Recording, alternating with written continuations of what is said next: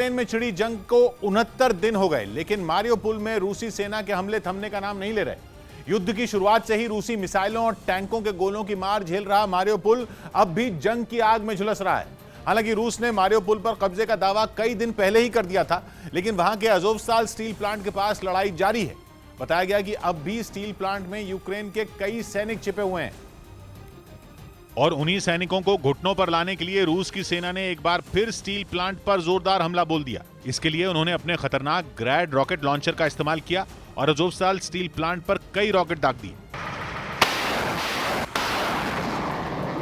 रूसी सेना के हमले के बाद स्टील प्लांट के कई हिस्सों से धुआं उठता दिखाई दिया, लेकिन थोड़ी देर बाद ही रूस के सैनिकों ने कई और रॉकेट स्टील प्लांट की तरफ दागे।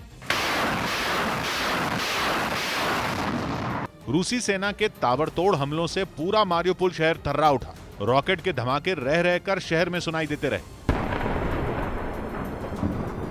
बताया गया कि रूसी सेना के इन भीषण हमलों के बीच ही अज़ोवस्ताल स्टील प्लांट में छिपे कुछ नागरिकों को बाहर निकाल लिया गया, लेकिन वहां छुपे यूक्रेन के सैनिक बाहर नहीं निकले, जिन्हें हथियार डाल देने के लिए करीब 2 हफ्ते पहले ही रूसी सेना की तरफ से चेतावनी दी जा चुकी थी। जब उन्होंने अज़ोवस्ताल स्टील प्लांट को छोड़कर शहर के बाकी हिस्सों पर कब्जे का ऐलान कर दिया था, लेकिन शहर से खदेड़े गए यूक्रेन के सैनिक भागकर स्टील प्लांट में छिप गए।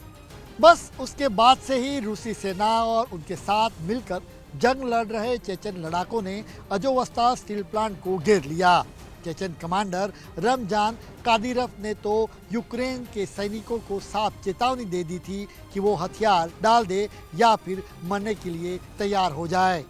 लेकिन यूक्रेन के सैनिकों ने वहां मोर्चा संभाले रखा। साथ ही ज़ेलेंस्की ने पूरी दुनिया को यह बताने की कोशिश भी की कि रूस की सेना और चेचन लड़ाके स्टील प्लांट में छिपे उनके नागरिकों को निशाना बना रहे हैं, जबकि रूस ने उन पर पलटवार करते हुए ये कह दिया था कि यूक्रेन के सैनिक ही अपने नागरिकों को ढाल की तरह इस्तेमाल कर रहे हैं। और अब रूस की सेना की कोशिश अज़ोवस्ताल स्टील प्लांट पर पूरी तरह कंट्रोल करने की है, ताकि वो पूरे मारियोपोल पर कब्जे का ऐलान कर सके।